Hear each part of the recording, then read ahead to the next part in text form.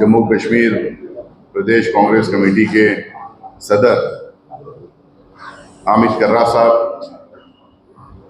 CWC member, general secretary और CLP leader जनाब गुलाम अहमद मीर साहब, वर्किंग प्रेसिडेंट और फॉर्मर DCM तारा चंद साहब और एक वर्किंग प्रेसिडेंट रमन भल्ला साहब, शर्मा जी, AICC सेक्रेटरी मनोज यादव जी, वेद महाजन जी और सारे मीडिया के दोस्तों। अभी शर्मा साहब कह रहे थे कि मेरा पहले मेडिन विजिट है। इसके पहले भी मैं आया हूं और इसी हॉल में चुनाव के टाइम पे प्रेस कॉन्फ्रेंस किया था। आप में से कई लोग उसमें थे, उसको अच्छे से कवर भी किए थे। General secretary in charge Jammu and Kashmir और लद्दाख का बनने के बाद ये पहली विजिट मेरी है। कल मैंने आके हमारे पार्टी के जो सीनियर लीडर्स हैं, जो फॉर्मर ऑफिस बेरर्स, जो प्रेजेंट ऑफिस बेरर्स हैं, DCC प्रेसिडेंट्स हैं, उन तमाम लोगों से बातचीत की।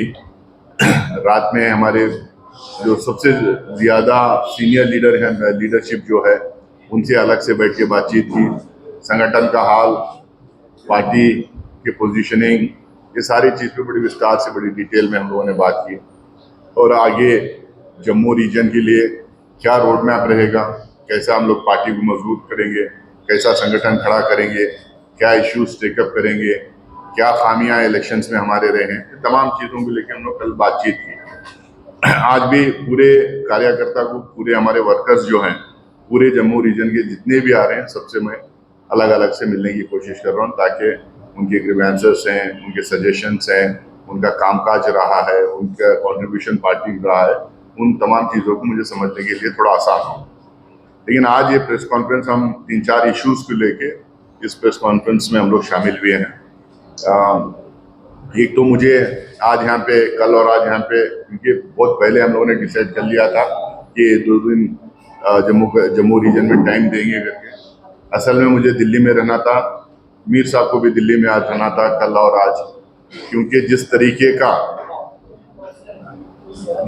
Vendetta politics Bharatiya Janata party शुरू की फिर से, जिस तरीके से सोनिया गांधी जी पे और राहुल गांधी जी पे अटैक करने की कोशिश कर रहे हैं, जिस तरीके से वो बदनाम करने की कोशिश कर रहे हैं, जिस तरीके से हमारी पार्टी की छवि खराब करने के लिए, डिस्क्रेडिट करने के लिए, फैमिली को डिस्क्रेडिट करने के लिए जो कोशिश कर रहे हैं, उसको लेके काफ़ी प्रोटेस्टों पे चल रहे हैं, काफ़ी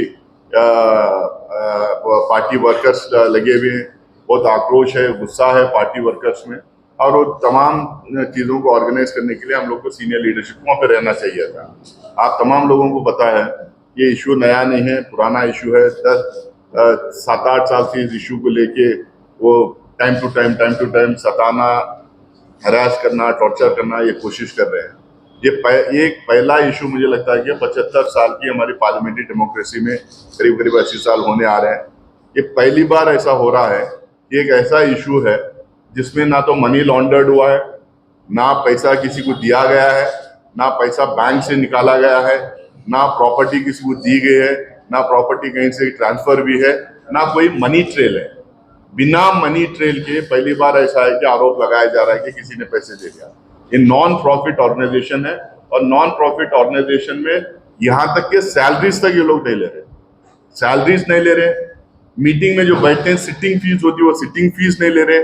कहीं पैसा कहीं से कहीं ट्रांसफर होते हुए दिखाई नहीं दिया, कहीं पैसा एनकैश करते हुए दिखाई नहीं दिया, कहीं पैसा एक जगह से लेके कहीं और दूसरी जगह दिया गया है, वो भी नहीं दिखाई देता। ये पहला एक अनोखा केस है।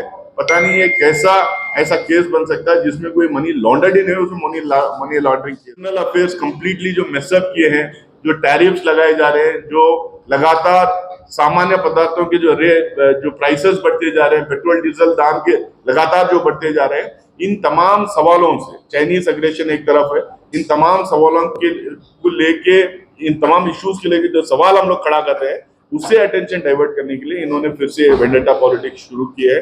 मैं आप लोगों को आपके माध्यम से भाजपा की सरकार को यह बताना चाहता हूँ कि कांग्रेस जो है, अंग्रेज के जमाने में अंग्रेजों को देख के कभी नहीं डरी। उनके खिलाफ खड़ी रही, उनके खिलाफ लड़ते रही। उसी तरह से कांग्रेस पार्टी आज भी, जो लोग अंग्रेजों का रोल आज अदा कर रहे हैं, जो इस देश को डिवाइड करने की कोशिश कर रहे हैं, समाज में जो फूट डालने की कोशिश कर रहे हैं, उनसे बिल्कुल कांग्रेस पार्टी डरेगी नहीं, और गांधी तो डरेंगे ही नहीं। राहुल गांधी जी को जितना उन्होंने तंग करने की कोशिश की, टॉर्चर करने की कोशिश की, हरास करने की कोशिश की, भारत जोड़ो यात्रा में जिस तरह से वो रोड़े डालने की कोशिश की, उसको जगह जगह में उनका मजाक उड़ाने की कोशिश की, उनके खिलाफ केसेस करने की कोशिश की, देश के कोने कोने में उनके खिलाफ केसेस, उनके स्टेटमेंट्स को लेकर केसेस वगैरह डालने की कोशिश की। लेकिन राहुल गांधी जी डरे नहीं, डरेंगे भी नहीं, पीछे हटेंगे भी नहीं, लड़ते रहेंगे। जो एक हमारा आइडिया ऑफ इंडिया है, जो हमारे स्वतंत्र आंदोलन के जो सेनानी थे, जो लीडर थे, जो रहनुमाए थे, जो एक विजन था उनका, जो एक ख्वाब उन्होंने देखा था, उसको रियलाइज करने के लिए कांग्रेस पार्टी बिल्कुल लड़ते रहेगी, डटे रहेगी और डरेगी नहीं। जो तुषार मेहता जी थे, जो सरकार की तरफ से जो खड़े हुए थे, वक्फ अमेंडमेंट वाला जो बड़ा मामला देश में चल रहा है, जो एक झूठ के बुनियाद के ऊपर, ये भी पहली बार ऐसा हो रहा। पहले झूठ बोला गया, मिस इन्फॉर्मेशन पूरे देश भर में फैलाया गया, पूरा उनका इको सिस्टम, पूरा गोदी मीडिया उनका लग गया था कि वक्फ के खिलाफ बोलो बोलो, इतना बोलो कि आम आदमी भी मानने लगे। लेकिन जब जेपीसी में, मैं भी जेपीसी का मेंबर रहा हूँ कांग्रेस की तरफ से, जेपीसी में जब हम लोगों ने इनसे सवाल करने लगे, जब इनको लॉजिक पूछने लगे, जब इनसे डेटा मांगने लगे, तो बिल्कुल इनके पास कोई जवाब नहीं था। और बुलडोज करके जेपीसी में, आज जो किरण रिजिजू जी का कल मैं इंटरव्यू देख रहा था, वो कह रहे थे 90% जेपीसी के रिकमेंडेशंस को अकोमोडेट किया गया है करके। मैं बोलना चाहता हूँ, वहां सिर्फ जो भाजपा के जो एमपीज थे, उनके रिकमेंडेशंस, उनके जो बातचीत थी, उसको शायद अकोमोडेट किए होंगे। पूरे जेपीसी के रिकमेंडेशन, पूरी जेपीसी की जो सोच थी, सजेशंस थे या अमेंडमेंट्स के खिलाफ जो उन्होंने बोला था, उसको किसी चीज को उसके ऊपर ध्यान भी नहीं दिया गया, उसको अकोमोडेट भी नहीं किया गया। अब उसके बाद में हम लोग को जब पार्लियामेंट में मौका मिला, सारे अपोजिशन पार्टीज के जो लीडर्स थे, लोकसभा में और राज्यसभा में सवाल खड़े किए देश के सामने। आप तमाम लोगों ने देखा, मैंने भी बात किया था, हम लोगों ने बड़े बड़े सवाल खड़ा किए, उसका एक सवाल का भी जवाब उन्होंने दिया नहीं। ना ही अमित शाह जी दिए, ना ही माइनॉरिटी अफेयर्स मिनिस्टर दिए, ना ही उनकी तरफ से जितने बोलने वाले सीनियर लीडर्स थे, कोई भी उसका जवाब नहीं दिया। आज हम लोग जो जेपीसी में और पार्लियामेंट में जो सवाल खड़ा किए थे, जो उठाए थे, जो हमारा वो लोग कंफ्यूजन ही जो बोल रहे थे, उसको हम लोग बोल रहे थे आप क्लैरिफाई करो इसको, जो जवाब नहीं आ रहा था, उसी तरह के सवाल आज सुप्रीम कोर्ट उनके सामने खड़ा किए, उसी तरह के सवाल उनको पूछ रही है। तो बिल्कुल भारतीय जनता पार्टी की तरफ से या सरकार की तरफ से या उनके लॉ डिपार्टमेंट की तरफ से बिल्कुल कोई तर्क नहीं, कोई लॉजिक नहीं, कोई जवाब नहीं। इसीलिए उन्होंने आधे दिन का टाइम पूछा। इंटीरियम ऑर्डर तो दे ही रहे थे, आप लोग सब लाइव स्ट्रीमिंग देख रहे थे उसको, इंटीरियम ऑर्डर दे रहे थे उसमें, लेकिन इन्होंने आधे दिन का टाइम पूछा, अगले दिन एक दिन का टाइम पूछा, अगले दिन 2 बजे फिर हियरिंग थी। उन्होंने आके बोल दिया भाई जब तक ये हियरिंग खत्म नहीं हो जाएगी तो हम लोग उसमें वर्क बाय यूजर वाला एज इट इज रहेगा, कोई जमीन डी नोटिफाई नहीं करेंगे करके उन्होंने लिखित में दिया है। दूसरा जो है, ये बोर्ड्स और काउंसिल्स को हम लोग बिल्कुल रिकॉन्स्टिट्यूट नहीं करेंगे जब तक ये हियरिंग नहीं हो जाती, ये दिया है। तीसरा, उसमें बाई एंड लार्ज कोर्ट के सामने ये बोला गया है एक हिसाब से वो स्टे ही है पूरे बिल पे कि भाई जब तक ये डिस्पोज नहीं हो जाता केस, हम इसमें कोई अमेंडमेंट को इम्प्लीमेंट करने की कोशिश नहीं करेंगे, ये उन्होंने अब कहा है। अगर उनके पास जवाब होते, अगर उनके पास आंसर होते, जितना उन्होंने गलत सलत फैलाया, स्टेटहुड देने में उनको डिले क्यों करते हैं? हमने तो कहा था, उन्होंने अनाउंस किया था, प्राइम मिनिस्टर ने भी किया, अमित शाह जी ने भी किया, गृह मंत्री ने भी, तो स्टेटहुड क्यों नहीं दे रहे? ये हमारी रियासत, हमारा हक करके हमारी पार्टी की तरफ से पूरे जम्मू कश्मीर में एक मुहिम छेड़ी गई। हमारे लीडर्स पूरे डिस्ट्रिक्ट्स में गए, लोगों को इकट्ठा किए, वहां पे अपनी बात रखी और सरकार से लगातार डिमांड करने का काम कर रहे हैं। तो ये डिमांड लगातार हम लोग करते रहेंगे, उसके खिलाफ, उसके लिए लड़ते रहेंगे। और पार्लियामेंट में भी हम लोगों ने बात उठाने की, अलग अलग बिल्स में बात उठाने की कोशिश की। कश्मीर की जब बात आई, बजट की बात आई, उस टाइम पे भी हम लोगों ने कहा, कई स्टेट्स का जब बजट का आया तो जब कश्मीर का जिक्र हम लोगों ने किया। हमारे मीटिंग्स में हम लोगों ने रेजोल्यूशन पास किए हैं कि स्टेटहुड का डिमांड बरकरार रहेगा, हम सेंट्रल गवर्नमेंट को पूरी तरह से दबाव डालेंगे वो स्टेटहुड देने के लिए। हमारे अध्यक्ष जी भी हो सकता है प्राइम मिनिस्टर को इन दिनों चिट्ठी भी लिखने वाले। और अहमदाबाद में हमारा एआईसीसी का जो सेशन था, उसमें भी जो है रेजोल्यूशन में हम लोगों ने इंक्लूड किया है कि फुल स्टेटहुड जम्मू कश्मीर को मिलना चाहिए। वहाँ की आवाम को सिर्फ चुनाव करके सरकार बना देके फिर इनडायरेक्टली गवर्नर के थ्रू वहाँ पे रूल करने का नहीं होना चाहिए। यहाँ पे फुल फ्लेश स्टेटहुड देना चाहिए करके हमारे रेजोल्यूशन में हम लोग इंक्लूड किया है। तो उसकी लड़ाई हम लड़ेंगे। और दूसरी तरफ जो है, जो हम लोगों ने मैनिफेस्टो में अपनी बात कही थी, उस मैनिफेस्टो को इम्प्लीमेंट कराने की पूरी कोशिश करेंगे। जो स्कैम्स की हम लोगों ने बात की थी, उस स्कैम्स में इंक्वायरी करवाने का काम करेंगे, क्योंकि जितना भी लूटपाट हुआ है वो यहाँ की आवाम का पैसा है, वो यहाँ के लोगों का पैसा है। इनके लोगों के लिए जो पैसा था वो पैसा था। उसमें जो लूटपाट हुआ है उसमें कौन जिम्मेदार है, उसको हम लोग इंक्वायरी के थ्रू सजा दिलवाने की कोशिश करेंगे। इसके साथ में हमारे पार्लियामेंट में जब भी कश्मीर की, जम्मू कश्मीर की बात आती है, या नहीं तो टेलीविजन चैनल्स पे जम्मू कश्मीर की बात आती है, तो सेंट्रल गवर्नमेंट लगातार क्लेम करने की कोशिश करती है कि यहाँ पे मिलिटेंसी खत्म हो गई है। वो ये बार बार क्लेम करने की कोशिश करती है कि यहाँ सुख शांति में लोग जी रहे हैं, बहुत तरक्की हो रही है।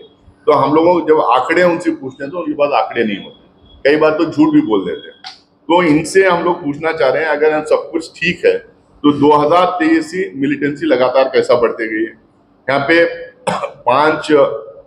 दो मेजर इन्फिल्ट्रेशन के अटेम्प्ट्स हुए हैं, जिसमें 5 हमारे जवान को मारे थे, उसमें एक जेसीओ भी थे, 4 पुलिसमैन की इंजुरीज हुई थी। उसके अलावा हमारे 50 लोग जो हमारे पुलिस हैं, आर्मी पर्सनल्स हैं, जवान हैं, उसमें सब 50 लोग हमारे मारे गए। हमारे सिक्योरिटी फोर्सेस, हमारी पुलिस, हमारे आर्मी, बीएसएफ, ये सब भी बहुत बहादुरी से लड़ रहे हैं, उनका सामना कर रहे हैं, डट के खड़े हुए हैं। जम्मू कश्मीर को के लोगों को एक राह देने का काम कर रहे हैं और उनको सुख शांति से जीने का काम कर रहे हैं वो लोग। लेकिन सवाल ये उठता है, जिसके अंडर आर्मी है, जिसके अंदर बीएसएफ है, जिसके अंदर सिक्योरिटी की पूरी जिम्मेदारी है, जो होम मिनिस्ट्री और डिफेंस मिनिस्ट्री के अंडर जो आती है, जो वो लोग क्लेम कर रहे हैं कि सब कुछ ठीक है, तो ये मैं आंकड़े दे रहा हूँ, तो फिर ये क्यों हो रहा है? तो इसके लिए जिम्मेदार तो वही लोग हैं, उनको जवाब देना चाहिए। गलत जवाब देके, गलत आंकड़े देके आप देश को गुमराह नहीं कर सकते। जो असली हकीकत यहाँ पे जमीन पे है, उसको जो है अपने दिमाग में रखते हुए उनको जवाब देना चाहिए कि आखिरकार मिलिटेंसी जम्मू रीजन में पूरा क्यों बढ़ रही है, कश्मीर में बढ़ रही, सब जगह भी मुझे पता चला कि हर डिस्ट्रिक्ट में जो उन्होंने फैल रही, तो क्यों फैल रही, कैसा फैल रही, ये लोग कर क्या रहे हैं, जो बड़े बड़े दावे करने वाले हैं। तो ये सब बातें हैं। इसके अलावा हमारे संगठन को हम लोग मजबूत करना चाह रहे हैं, हमारी पार्टी को खड़ा करना चाह रहे हैं। हम लोग हर गांव, हर कॉन्स्टिट्यूएंसी, हर शहर, हर गांव, हर मोहल्ला, हर बूथ में पार्टी को खड़ा करने का काम करेंगे। हमारा मानना ये है, हमारी एक नेशनल पार्टी है, पुरानी पार्टी है, देश को आज़ादी दिलाने वाली पार्टी है, और देश के लिए जो ख्वाब देखे थे आज़ादी के आंदोलन में हमारे रहनुमा से, तो उसको रियलाइज करने के लिए, उसको वो उस तरीके के हिंदुस्तान बनाने के लिए अगर कोई पार्टी सक्षम है देश में, तो उससे